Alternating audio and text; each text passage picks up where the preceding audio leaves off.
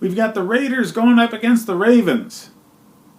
This game's only interesting because Joe Flacco's hurt and Harbaugh's not going to have a job next season, at least not with the Ravens. The turmoil that they've gone through in the past couple of weeks makes the Ravens vulnerable. And the Raiders won a game. You know, they did something. So Derek Carr has come out and said that he wants to ruin the draft. I think spite is the entire motivation for Derek Carr, and spite directed at his coach, John Gruden. He just really wants to stick it to the guy. And it's a motivator. It's not the best motivator. So it still seems like a pretty toxic situation there in Raiderland.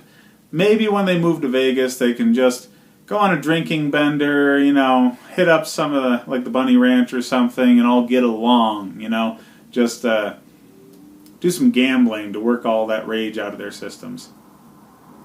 Hopefully, for their sake, they fix it enough so Derek Carr remains the quarterback on this team. You don't want to have a season like this and follow it up with, oh, who's our quarterback going to be? This sort of season is the season that you're figuring out your quarterback if you want to have a career going forward. You only get one of these. Next year needs to look better, or John Gruden's 10-year contract is going to turn into a 2-year contract, maybe 3 at best. Yeah, the Raiders still aren't talented enough, and even with Lamar Jackson out there, I think I have the Ravens in this game. Harbaugh can still coach. You know, he coaches consistency. The Ravens have a good defense. They have talent on offense. And with Lamar Jackson only having one game for the Raiders to get film on, there might still be some tricks that they can pull out of the bag to keep the Raiders off balance.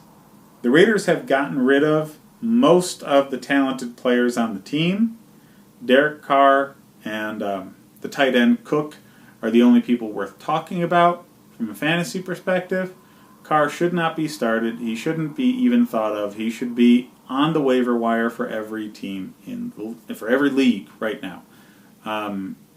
Cook is the only target that's in any way near consistent for this team. So he's a tight end one because, again, weak year for tight ends. But nobody else is really worth it. Doug Martin is good to keep on your bench as an emergency, injury sort of backup play. That's really the only value he has, though. On the side of the Ravens, Lamar Jackson coming in is good from a football standpoint to keep the other team off balance. It's very bad from a fantasy football standpoint.